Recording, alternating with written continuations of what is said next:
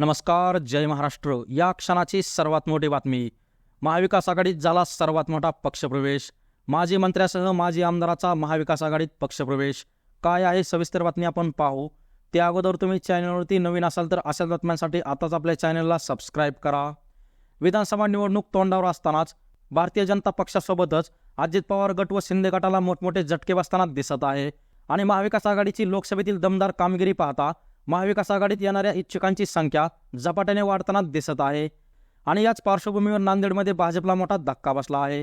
राज्याचे माजी मुख्यमंत्री व भाजप नेते अशोकराव चव्हाण यांचे नातेवाईक माजी खासदार भास्करराव पाटील यांनी त्यांच्या समर्थकांसह काल काँग्रेसमध्ये पक्षप्रवेश केला आहे. काँग्रेसचे प्रदेशाध्यक्ष नाना पटोले यांच्या उपस्थितीत भास्करराव पाटील खदगावकर यांचा पक्षप्रवेश सोहळा पार पडला. आणि भास्करराव पाटील खदगावकर यांच्यासह माजी आमदार ओमप्रकाश पोखरणा आणि मिनल पाटील खदगावकर यांनी आपल्या हजारो कार्यकर्त्यांसोबत काँग्रेसमध्ये पक्षप्रवेश केला आहे. यावेळी काँग्रेसचे प्रदेशाध्यक्ष नाना पटोले यांच्या हस्ते आणि माजी मंत्री अमित देशमुख यांच्या उपस्थितीत हा पक्षप्रवेश पार पडला. त्यामुळे या झालेल्या दोन मोठ्या पक्षप्रवेशामुळे भाजपला नांदेडमध्ये मोठा धक्का बसला आहे.